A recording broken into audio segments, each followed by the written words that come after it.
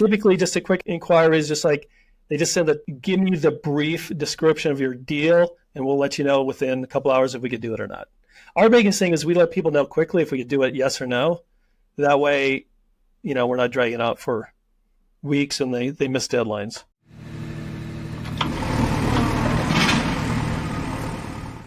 What's up, everybody? It's Mason and Dan, and we're excited to bring you a really different episode than what we've done so far on the show.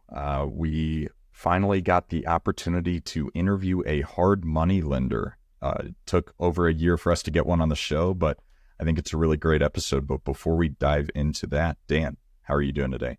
Great. Business is busy. Enjoying the coast. Been going surfing every day, so I'm having fun. There we go. That's what I like to hear. So, Dan, why don't you introduce our guest? Because I know you've had the pleasure of doing business with him for the past handful of years. Yeah, so Mike Bonn, Hard Money Mike, as he brands himself in Colorado, is the hard money lender I've used for rehab projects and new construction since I first moved to Colorado and started doing real estate. I met him at my real estate group. He was the speaker in 2018, so I've known him a while, and he's funded deal after deal for me. And Mason and I really wanted to do a deep dive into his business because not a lot of hard money lenders are out there talking on podcasts, and really, somewhat selfishly, we wanted to talk to Mike because our business model with Ground Up Partners is somewhat similar, just for a different asset. So Mike has been a hard money lender since the early 2000s. He survived through '08. He offers tremendous insight into how to mitigate risk, how to structure your business, how to raise money from investors. And I think he really broke through some of the limiting beliefs that you and I have, Mason, about what type of investors are out there and what they expect as far as returns. So anyways, let's bring him in and do a deep dive. Looking forward to doing a deep dive into the hard money business. So we'd like to just start with how you got started. Did you have a background in lending? What made you start your hard money company? So I started hard money really by accident. I had a realtor friend of mine. I was in the lending business. I was doing traditional mortgages. I had some extra money. It was 2000. I had a realtor who just needed some money to finish a project. I lent him some money. I made some good money, and it was just started growing from there. And then the first 8 years, I used all bank lines. So I borrowed money at 8%. From 2000 to 2008, we made about 32% on our money. So I paid 8%, made 32%. It was really good times. So I started out kind of by accident, but I loved it because people need money. This is America. Everyone's always borrowing money, especially in the real estate investing world. So there's always a need for it. It's my background. It's my, what I like. So I just kept going. Interesting. Okay. So you're a lender of just traditional mortgages? Correct. Yep. So I did traditional 30-year mortgages for, consumers, and just by accident, one of the realtors I knew just wanted to was in flipping and just needed some extra money. Interesting. All right. So you had built up some savings, it sounds like, as a lender, knew a bit about real estate, and had some contacts and kind of stumbled into it. So did you start exclusively with, single family or 1 to 4 unit flips, or was new construction right off the bat, or what all were you lending on when you first started? So back then it was just a wild time. That's why 2008, was such a big bust. We would land on a single family one day and a bank would take us out the next day. That's how our rate of return got so big, because banks were just being crazy. So we would only lend back then on single family to fourplexes because it's what we knew.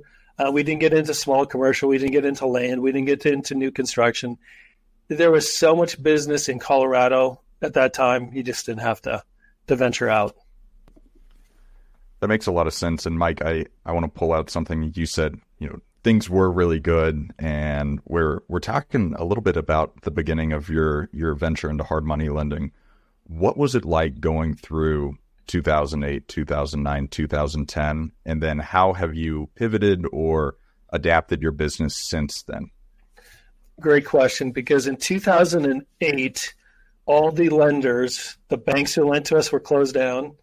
The credit cards, we used to have between $50,000 and $100,000 credit lines available from American Express and everything. Within a month, they closed them all out on us.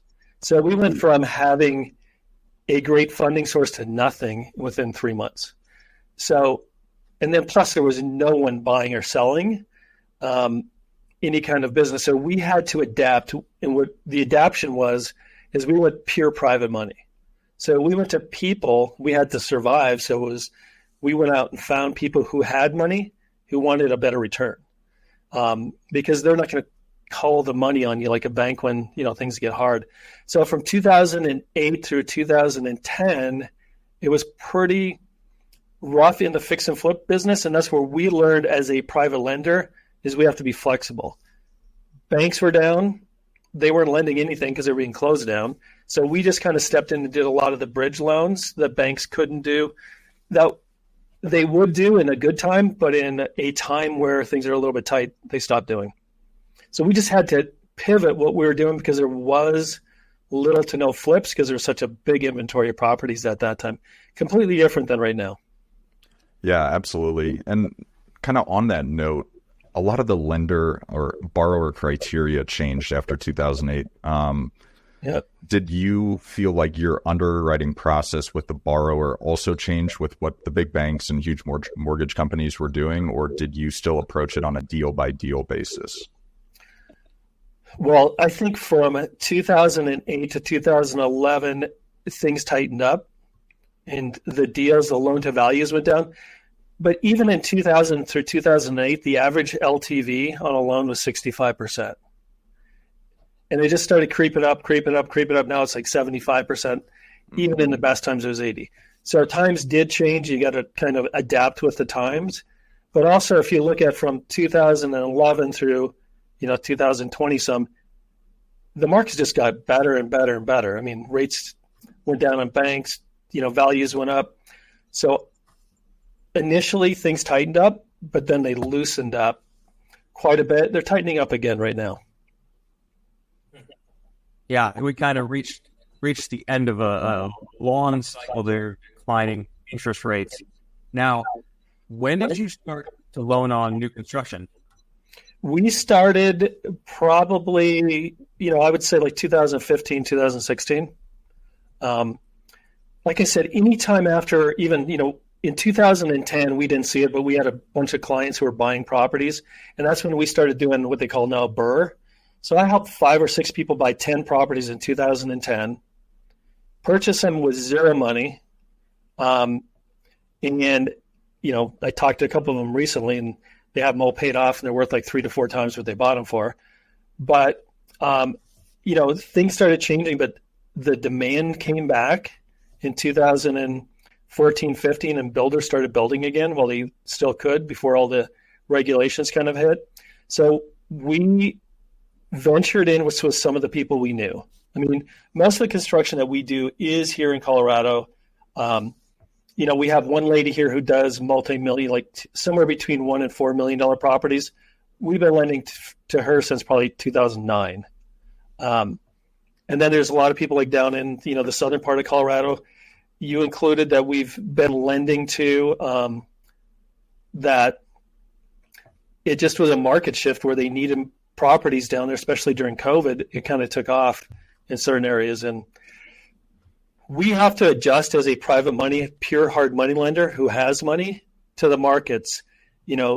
6 years ago, all the big funds came into this space. Before that, it was just a bunch of segmented, if you knew someone, great. If not, there was no big, Kiavi or Cap Fund One or whatever it is. So things change. We have to change. Yeah, that makes a lot of sense. And kind of moving to cast a large or a wide image of what the business is. You talked about it at the beginning of you were getting money at 8%, deploying it at about 32%, give or take. Where now in your business, and I think we can focus a little bit on how you're operating the business in 2024, where do you get your investor capital? And then on that, what's your typical percent return on that capital that you're deploying? So all of our money right now is private, pure private. So I think we have 30 people. The biggest guy has $10 million. We have, like 6 or 7 will have $1 to $3 million with us. So currently we get our money from pure private people, individuals, mainly from our region, Colorado, but we do have some in Texas and Washington. And it is people who have anywhere between $1 and $10 million that they're just looking for better rates. And initially, the people who invested with us were people from the finance world. One ran credit unions. One ran a big leasing company. One did hedge fund stuff. I mean, a lot of them had some kind of financial background. So they were really comfortable with it, and then it just started growing and growing. We don't actively look for new money. It just kind of follows us and finds us. But it's one of those things that we're also at a point, since we service everything, we have to keep a balance of how much can we originate and how much can we, keep on the servicing side too. Yeah. So Mike, with those individuals, how is that lending structured? Is it unsecured promissory notes, secured promissory notes? Are they, shareholders within your organization? Do you have a fund on the back end that does it? Or so there's a few ways to set it up. There's some large companies here who do like a Reg A, where they raise the money, put it into a pool, and then just lend it out and give people a certain interest rate. So that's one way you could do it. We, on our side, we have two different ways. A lot of the larger ones, we let them fund the deal directly, their name and number. Like, we're a pure broker, money manager. They say, I have $10 million, keep the money working, but their name and information is on the deed and note. So if anything happens to us as a company, they're secured. It makes them feel more, they have more control that way, especially some of these people with big money. They like that kind of control. Now, some of the people, especially when you get into like raising money with a Reg A or even Reg D, those are typically people who put in $50 to $100 to maybe $200,000. You control it. It's not all their portfolio. So there's different ways to raise the money for lending. And there's, like I said, there's 2 or 3 bigger companies even here in Denver where they raised, let's just say $20 million. And then the bank lends them another $80 million. Now they have that to do. And that's a great model as long as everything's paying. When things don't pay, the banks accelerate stuff, and it really causes some issue, because if your people aren't paying you, but the bank wants to be paid, and you've leveraged 80% of it, that's where all the big funds in 2008 kind of got hit, and some of the ones even in 2020 got a little ding. So there's ways to raise money, but I think the biggest thing is painting a picture that their money is secured by real estate. We never go into it's guaranteed. That's secured by real estate, and it's a better return the banks are giving them. Mm-hmm. Yeah. That makes sense, and I think you answered what was going to be my next question. So you said you are exclusively a broker now. Well, we have, maybe $10 million in a pool, but it's really just notes to our company. We didn't do a reg. We give personal notes from our company to people who just want a monthly paycheck. And we do that compared to the bigger part, which is people who just have money, and we just keep their money working. Like yesterday, Larry got paid off. I just called Larry, hey, you got paid off. Do you want me to put you in a new note? And he's like, yep. And I got another 150. And we just keep his money working. But like I said, in our case, if something happens to us, his security is there, and they don't have to worry about it. Interesting. So you are doing it a deal by deal arbitrage then? Correct. Okay. And to that end, are there any sort of licenses that you had to, licensure you had to get to operate that way? So it just depends on what you do. Like what we're doing, and in our state and in 37 states, we can lend without license as long as we're lending to an LLC or a company.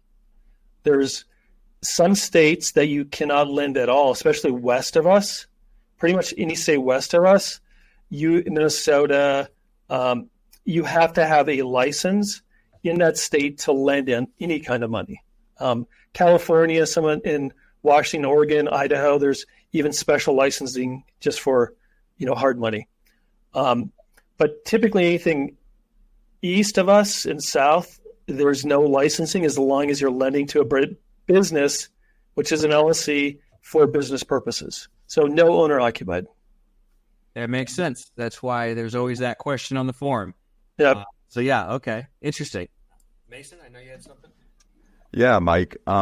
You've been in the business for a while now, going on 24-ish years at least. Yep. And looking back, what do you feel like you did in your lending business that you would never do again, whether it's debt structuring on the back end or deals that you've been involved in, or you can take it any way you want? What mistakes have you made that you definitely learned from in this business? The two biggest mistakes is overlending. Like the biggest problems we've had in our years where we've had more people default than anything is they have too many projects going, like 3, 4, 5, and we keep lending to them. Typically, 90% of the people who go out, they have too many things going and they can't balance them all. And then pretty soon one project slows down and they can't keep the debt service up. And then it just goes all the way through. So the biggest issue of the lending is over lending to, or having one person have too many deals, even if it's just not with you. Because we have people who have, we've done loans for them. We find out they had 3 other loans with Kiavi or whatever. Anything goes wrong, any market slows down, like last year, it just wipes them out. They can't keep up. They don't finish projects. And as a lender, if the project doesn't get finished, the value is not there. I mean, you're lending on something growing in value. So if the value is not there, you guys lend on land. It's a little bit different. But us in the world of value add properties, if they don't finish the property, it's not worth what, like it's $1 million property. Now it's worth 600 because they didn't finish anything. So that's number one, is people borrowing too much and getting over leveraged. I got to figure out how to get rid of my VoIP. So the number one thing is over leverage. And number two, this came from one of the guy who has the most money with me, who went through 2008 and, got called on $100 million on lines of credit and paid him. But his biggest drops when things get tight, it's the people who have cash and cash reserves or people who have good credit. So when you're looking for, because those people have saved money and they can make the payments, the people with just good credit, they've shown that they can make the payments, but anything tightens up, they miss 1 or 2 payments and it's over. Yeah, that makes a lot of sense. Appreciate the insight there. I think to dive a little bit more into that, you would think the hard money lender is so focused on the deal, but it seems like even more so you're focused on the operator. So whenever you're looking at a deal and looking at an operator, what is your analysis or underwriting process of any loan that you're giving out? So it starts with history. I mean, and you'll find that all the big people now, they want to see 3 to 5 deals. We just want to see. So a couple things when we're talking about the person over the deal, because the deal is number one, but number two, the operator has to get it done. And what is their exit strategy? So number one, we always go through certain questions. What's their history? What do they see the exit in this? See how realistic their numbers are too. If they're stretching the value, if they're stretching what they have to put into it, we know they may be not understanding the whole process. But it's also just doing one deal with them and seeing how they pull it off. Can they get it done fast? Can they get it done? In this business, especially in flips, if you're not in and out in 3 to 4 months, you're going to start losing money. And the people who are like, we've turned people down just recently who said they were just going to do an easy flip. And the first things out of their mouths is it'll take us 9 to 12 months to do it. And we're like, we can't help you. This business is all about getting it done right, and moving on to the next deal. It's not, finding a deal that'll be your income for the next 12 months as you work on it. So the operator has to understand numbers. They have to understand their exit strategy, and they have to be truthful. And truthful to us and to themselves on what they're going to do. Makes sense. It's funny you say that. Just in our own personal businesses, I know I think I'm speaking for both of us here. We're just keeping the capital turning, and preservation of capital is always priority number one. And I hate to have anything sitting for a long period of time. But back to the investors, where have you found these people who have, 8-figure credit lines or 8 figures available to lend to you? How have you formed those relationships?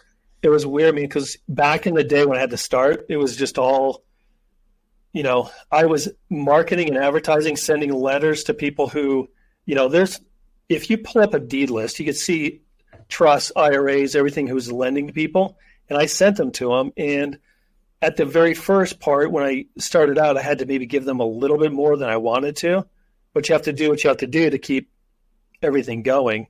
And then it's just build.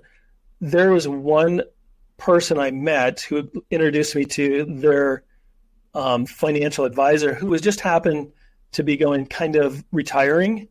And they've introduced me to a bunch of people. The biggest thing is not having them lose money or getting them fearful that they're going to lose money or missing a payment. There's times in this business where we're not paid by our borrower, but we pay them. Because it is more, the people who lend us the money is more important than the people we're getting them, lending the money to.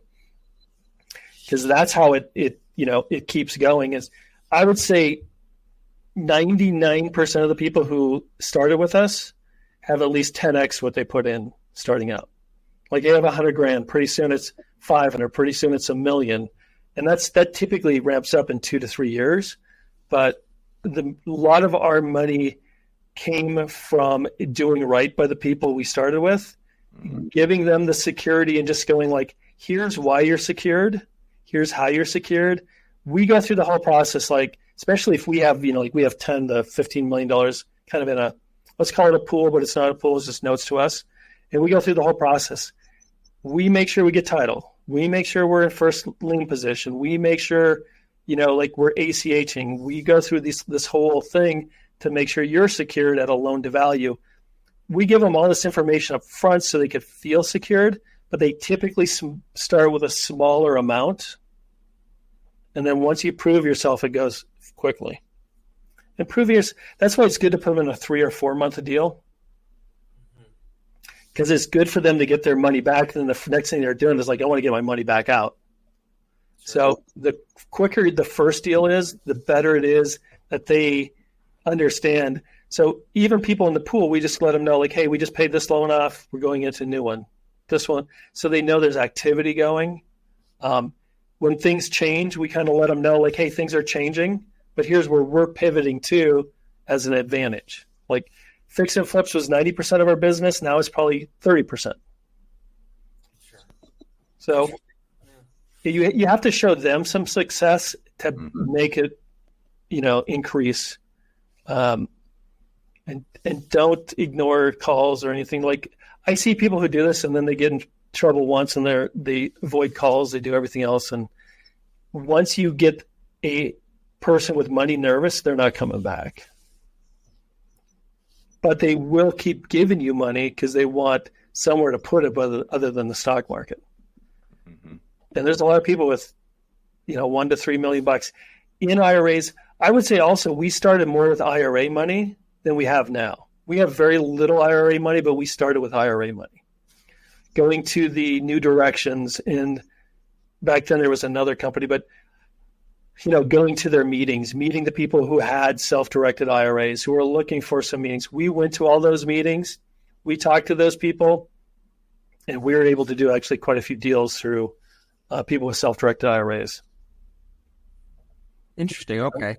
So quite a few questions I'm trying to bookmark there, but one of the things you said that I really want to follow up on is you mentioned earlier, right now you have a lot of deals coming to you. How do you balance the capital available with deals, because of course you don't want to turn away too many investors, because then they'll start to go elsewhere, and you don't want on both ends. You're always balancing that, and there's also a lot of complexity doing this deal by deal.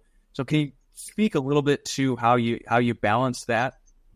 So number one, of course, people who we've had success with always go to the front of the line. And number two, over the last 2 or 3 years, we've really, we've gone from an average of $400,000 per loan to 100 something. We've changed our whole model because of our whole environment. Our whole environment is Cap Fund One and Boomerang and Kiavi and stuff. In the bigger markets, that's, we don't want to compete with them. They could do their stuff. They have endless capital. So we've kind of changed. And then the next thing is when we're talking to people, who's ready to go and who knows what they're doing. We get half our calls are people who've never done this before, and literally will just send us a Zillow link and say, what do you think about this deal? And it's like, well, what's the value? What's you going to put into it? And, well, how about this deal? How about this deal? So, it's easy to get rid of part of them, and it's not good. But just like I think almost every day, I had a guy I just did a small loan for. He just needed a $30,000 loan to until his property paid off. It's closing on July 8th. I did a loan for him Monday. He just needed $30,000 to keep everything going until then. But he's like, okay, here's who I'm with. Who could do better? So I set him up with Kiavi and Cap Fund One because they could do better than we could do. So that doesn't bother me. When people come in, I could help them get in a better place because he's still going to need some of my money somewhere down the line. But if I just go like, I can't help you, they're not going to come back to me or send me people who need more like a smaller town. We do most of our stuff in small towns. I mean, Oklahoma, we're in almost every small town in Oklahoma and North Texas and Ohio. We do a lot of stuff in Ohio. So we do smaller communities because that's what's underserved right now by our competitors. But I know all the competitors. I know what they do. So if someone comes to me, I tell them where to go. Or, I had a guy who had 5 free and clear small properties in Ohio, and I set him up with a HELOC in Ohio with a credit union. I don't get paid by that, but, the next DSCR loan or something he needs, he'll probably call me. That's amazing. And I want to circle back and kind of emphasize one of the points you're making there of that this is a relationship game. It's relationships with your investors. It's relationships with the deal operators that you see there. And I think hearing that you will focus on paying back your investors and lenders sometimes before you get paid is so crucial. And I hear that in business a lot of times where within these large organizations or private equity groups or family offices of you're not going to get fired for losing the company money. You're going to get fired for ruining the reputation of the company. And that right there is just something I think to hammer home with people that are taking investor capital. But Mike, you mentioned that fix and flips is about 30% of your business, give or take. What's the other 70% that you're focusing on right now? So we see, we're seeing some land deals, but banks kind of tightened up at the last part of the year. So we get a lot of stuff that banks would have done. Let me just run through, we just did an apartment building in a small town. It was $670,000 a small town. It's a mixed use apartment building. She bought it at 50%, something a bank would have done because it's 100% occupied right now. We do a lot of, we just did a deal in Iowa where the guy is half done with the project and he just needed some money to finish it. And as long as we're in a good loan to value, we'll do that. We need with what we do, we need flexibility. So we do what we call finish a project loan as long as we can secure with multiple properties. We do, down payment loans, bridge loan. We just did one for someone who is selling a property but is trying to buy the next one and needs all their money is tied up in that property. So we just did a bridge loan between the two. And when he sells the one, we get paid off and he keeps going on his deal. So small commercial, anything that is real estate based. We lent money to investment advisor who was just building his business, but he had a lot of assets, like a lot of real estate assets. So it's not an investor. It's not something we're going to work with again, but it was just a good deal. And I guess even Emily, we just did one for her. She was building her business out in web. They had a ton of equity in a rental property. We did a loan for her. Something a bank would have done, but in this time, banks aren't doing it. Yeah. And that right there is, it's always hard to just niche down and narrow the scope on whatever you're offering. But whenever there's a really secure, great deal that falls into your lap, sometimes it's dumb not to. I mean, Dan and I did a transactional funding deal that wasn't part of the model, but we made like $2,000 in 3 days on $50K out. So it's like, why not?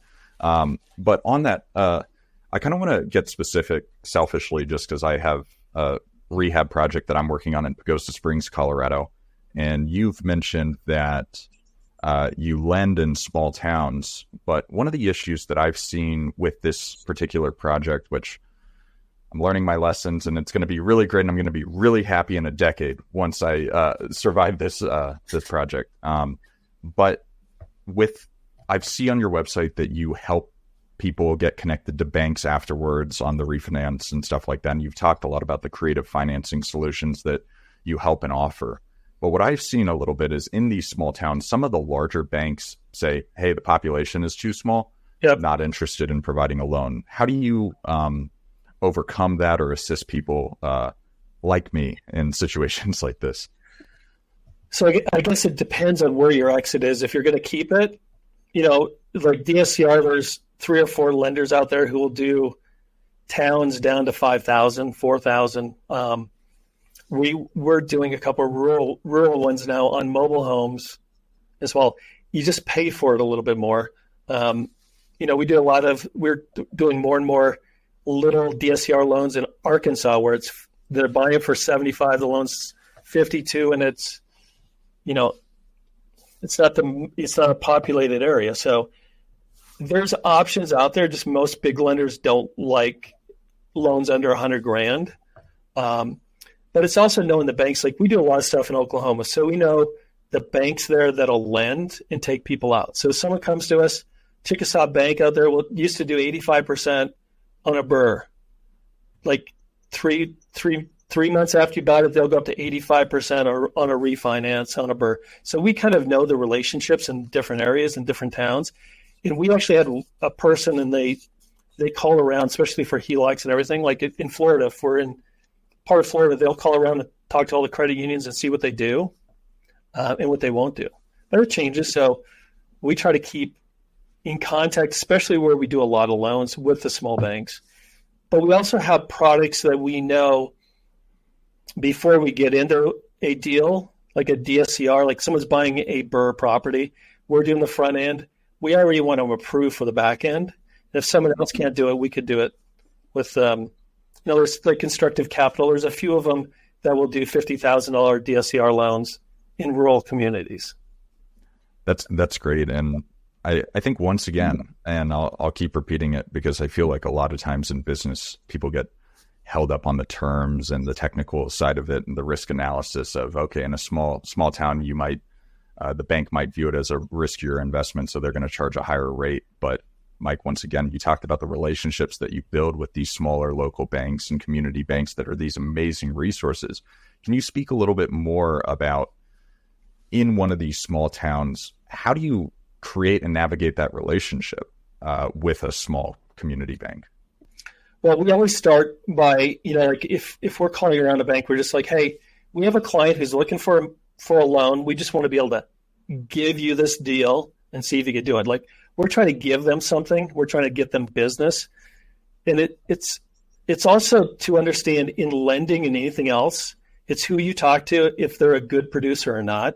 Because a bank could do these things, but if it's a lazy producer, mortgage person, whatever, you just, they're going to. So sometimes you have to call 2 or 3 times and find the right person or get referrals. Like a lot of times we'll just go on Bigger Pockets and say, who's lending in blank? And, you get some referrals too. But the first thing we always do is we always say, hey, we have this deal. Is this something you would do? because we want to give them something real that they could go. Because if you just give them like, hey, I'm going to send you some clients, they're going to be like, yeah, whatever. We try to actually get them, even if it's a pretend deal, we try to give them a deal to see if they would do something like that. And I think that is the biggest approach getting in is like, they could always bring in more business to their bank. So what is that business? So we want to give them a real deal one way or the other. To see if they will pull it off. And literally, like, we have a girl, Kira, who calls around the credit unions or whatever, and it's like a 5 or 10 minute call to see, like Pagosa Springs, how many banks can there be? I think there's maybe 2 or 3. Okay. I was thinking there's more, but even three. I guess smaller local banks. I mean, there's a Wells Fargo branch there and a handful of other. Like community banks in Colorado probably are. Yeah, Bank of the San Juans. Sunflower Bank. Yeah. So typically when we go in or we want to do something, we want to make sure if you're going into a deal like this and we're going to lend on it and it's going to be a rental, that we either know a bank will do it, conventional will do it, or DSCR will do it. We want to know those before we get into it because it's fair to us and you. Not to get it to the end and just go like, how are you going to pay us off? Mm-hmm. And you're like, I don't know. I mean, so we try to make sure we understand the exit and who's going to be the exit, even if it's us or someone else that can help them. Makes sense. Yeah, that's what's nice also about working with you is having a second set of eyes, a second pair of, or a second underwriter to double check everything you're doing and make sure it's a sound plan. But Mike, as we move towards the end of the show here, I would ask, if with what Mason and I are doing, are there any other major mistakes made or lessons learned, or what would you tell yourself 20 years ago that we haven't already covered? So, are able to talk. Yeah. So like you go through all the things you've learned. Number one, it's always important to make sure you as a lender, you're getting the right documentation and you're securing and putting liens on properties. Because we've done stuff before for friends or people, and we're like, hey, we'll put the lien on later. And later never came, and they sold the property, and like even people we know. So number one, simple things usually mean the most in making sure you're secured and making sure you're not emotional even as a lender. Like, I can lend $50,000 and make $2,000 in 2 days. That's great if it's transactional and you could watch all the steps and make sure their money is approved. But if you're still sitting there in 6 months because it didn't go through, you have to be able to make sure you take the time and make sure it's a good deal, because it's better to walk away from a deal that might not be, because that's where we've lost most of our loans where we've had them in collections or whatever, is we maybe overlooked one or two things because we looked at the return more than just how sound it is. And you will never make back on those bad deals, which it would have been just better to just do nice cookie cutter deals and just learning. Like, we over collateralize. Like, if we're doing a second, we want 2 or 3 properties or a good loan to value on something. Just because we've learned, like, putting a second on one property and something happened to it, you get wiped out. Land deals, it's just making sure that, and number 2, 3, or whatever, is when people stop paying you, it's just better to send it to your attorney and move on, because 9 out of 10, they're not going to pay you. They'll keep dragging it on and everything. I just learned that it's just better to send it to them, because probably half of them will either pay you right away once they get the attorney letter, or you'll at least get the process going before you're, months and months behind on the payment. So it's a business, just like fix and flips. Take the emotions out as much as you can. Make sure all the paperwork is done correctly, and don't get too greedy. Sure. Yeah. No, and it sounds like mitigating against downside and just protecting capital is at the top of the list. Correct. Yeah. Given, Mike, there aren't a lot of people that we come across that have been in business since 2000 and survived 2008, especially as lenders. And so I think that says a lot. Well, as we're wrapping up here, where can people find out more about you? Where should we direct them? So they could go to thecashflowcompany.com. That's the best side. There's quick inquiry, our phone number, everything is there. They could email us.